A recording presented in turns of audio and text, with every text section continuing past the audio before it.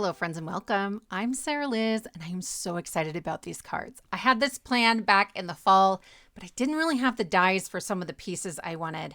But then Trinity released the Emoji Builder die set and it's going to make this so easy. So I have a pair of glasses that are in the Emoji Builders, and then I'm not even sure what those two pieces are. The black ones are maybe eyeballs. These might be eyebrows, but we're going to use them as eyes.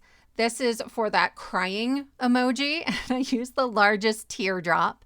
There's also a sick and tired emoji builder that will give you some extra options for these emojis. I just think the whole thing is so much fun. So I'm also bringing in the springtime gnome set. I have stolen a foot for the mouth and the pot of gold to make 2 ears. And so you'll kind of see how this comes together. Between those 2 die sets, you can make so many different faces and cartoon characters that you love if you just get a little bit creative. So I'm going to turn each pot of gold on its side, but in different directions. And then I'm laying the emoji eyes right on top of it.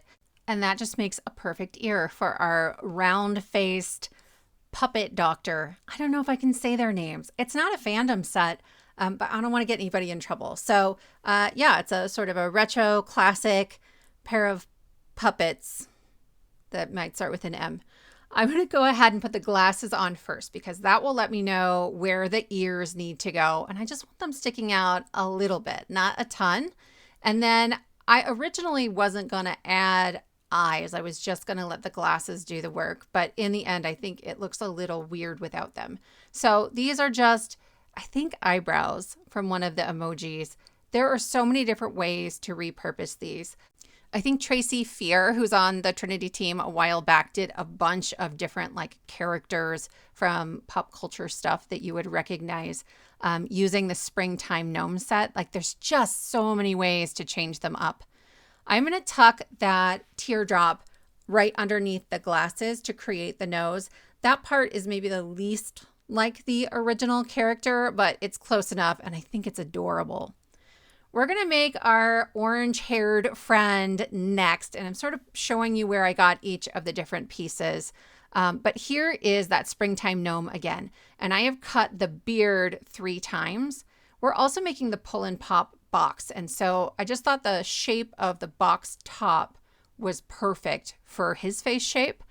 To cut his mouth, it's a super simple shape. So I have a 3-inch circle die and it's not quite center. It's a little below center. I'll tape that on there and run it through my machine.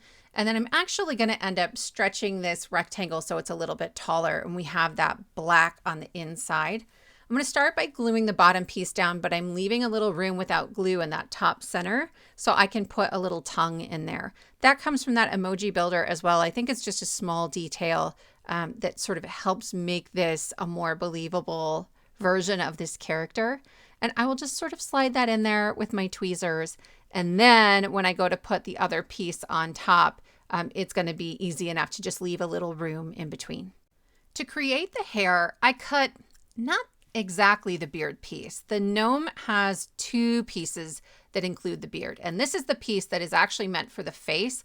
And then you would glue the beard right on top and it would match up perfectly with the bottom parts of it. But I wanted enough that I'd be able to easily tuck this back behind the head. So I am actually going to have to pull this apart a couple of times because it was too wide and you could see sort of the head part of the gnome there. I didn't want that. So I'll keep moving it while the glue is wet, not a big deal. And then I can glue the top of my face right on top of the hair. I'm going to sandwich these between some other layers of cardstock just to make sure everything's nice and tidy on the back because you can see the back when we're done, but we can't forget the eyes. It's going to look real weird for a minute, friends. But this is so funny. So they go almost all the way up to his like forehead, all the way up to his hair, but he's got these big wide open eyes and then it's the nose that's going to make it. So you have to keep them further apart or you can't see the eyes at all. They end up like hidden behind the nose. I put a little foam on there just because I have a couple layers of cardstock. And then that's our character. You could do almost anything with these 2 guys once they're done. I just need to glue the top of his head onto the black piece on the back, and then we can make pop-up mechanisms out of both of them.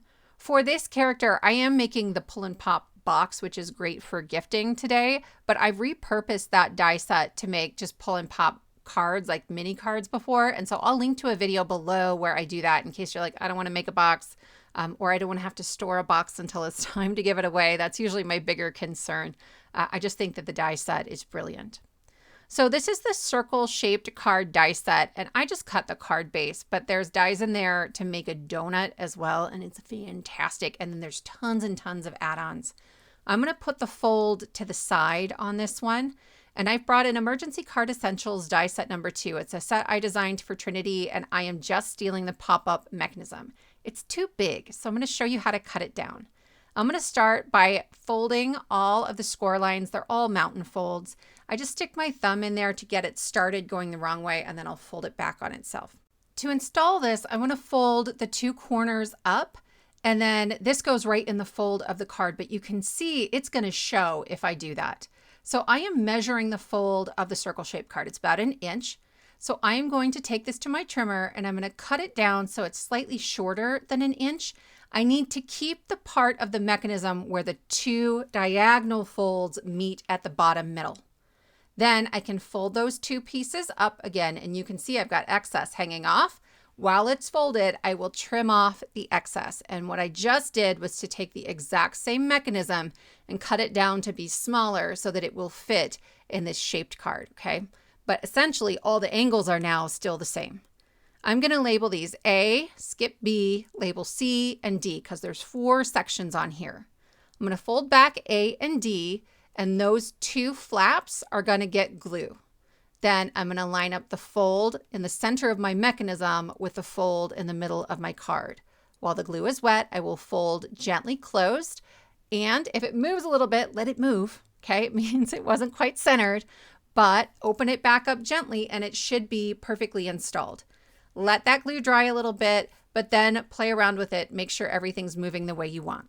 I have a square that is 2 1/8 inch on each side, and then I have a 2-inch circle that I cut from Emergency Card Essentials die set number 1. To install my square, it's actually going to be a diamond. I want to put glue on just one of those sections, okay? And so when I labeled them, I labeled C, so that's where my glue will go. Don't put glue anywhere else or you're going to glue your card shut. Then the point of that square or diamond will fit perfectly onto the mechanism. And when I fold, you can see that it sort of folds flat down into the card. I'm going to add some removable adhesive, and then I can put my 2-inch circle in the middle. And then I'm going to add my face onto the front. This is going to be side folding. So I'm using a little Post-it note just to help me see where that fold is when I go to glue this on there. It's like the hardest part about a circle card for me. So making sure I know like where the top is or where the side is. And then with my little Post-it note, I have a clear indicator, and it's very easy to make sure I get the face lined up on there. I open it up, it pops open. It's fantastic. I'm going to wait until I have both projects mostly done, and we'll add the sentiments at the same time because they're going to go together. These are actually gifts for my husband. His birthday is right near Father's Day, and so every year I just make him a whole bunch of cards and I hide them around the house, and he's going to love this so much. And I'm going to let the boys give him these 2 cards. They love to be a part of it. They got ornaments of these 2 characters a couple years ago when they fought over who got which one. So I'm pretty sure they're going to have a really great time with this. This is the pull and pop box, and I am just folding on all of the score lines. They're all mountain folds, right? Really, really easy, but I'm using a super duper heavyweight cardstock because I liked the color. And so I'm coming in with my bone folder. It's the Ergonomic bone folder from Trinity just to make sure they're folded well. On these long flaps, you're really just reinforcing them. That's why there's extra cardstock. So I added glue onto the outermost flap and I fold it in once.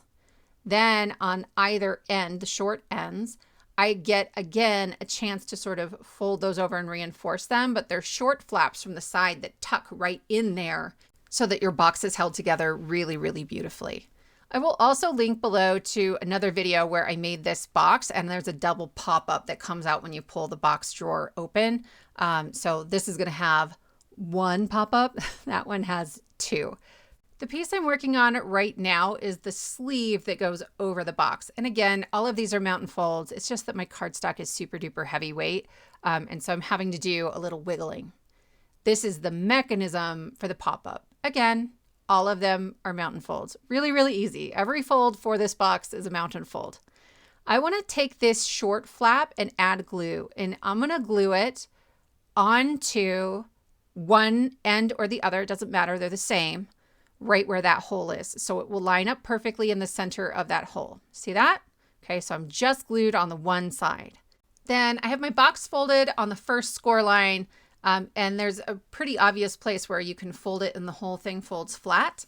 I put just a thin bead of glue there. There's not a ton of overlap, right? It's maybe a 1/4 inch. So I like a thin bead of glue instead of using a double-sided adhesive. Just if the double-sided adhesive isn't lined up just right, it might be sticking out and then you have exposed adhesive. There are decorator pieces you can put around the edges of this box. And so I'm doing the 2 sides with the long pieces, and then I decorated the 2 short sides before I remembered I have to glue something onto the back. In the end, I kind of like it the way it's going to end up here. You'll see in a second, but you might wait on this one, right? The short triangle that doesn't have a little half circle cut out of it. You might wait, and then you can decide later if you want the last piece of the mechanism glued to the outside or right underneath it. So I'm going to go ahead and slide the box into the sleeve so that the last piece of that mechanism is hanging out the back. It's got to go out the back. Then I add glue and I just glue it flat down onto the back of the box. If you didn't like the look of that line of cardstock, you absolutely could put the decorator piece on the outside. But that's what it looks like. And when you pull it, you can see you get this little sort of pop-up mechanism. I'm going to add glue only to the top half of that mechanism, okay? If you add glue to the whole thing, you might end up with some buckling, and you don't want that. So I'm going to open the drawer, and then I'm just going to use my fingers and tuck them right underneath there. But you can see as I turn it, there's this little gap of space between the bottom of the face and the bottom of that mechanism. And that's just because we needed a piece of the sleeve to come all the way out to the front that isn't mechanism. So if you just follow that glue trick, it's not a problem at all, and it's really sturdy all the same.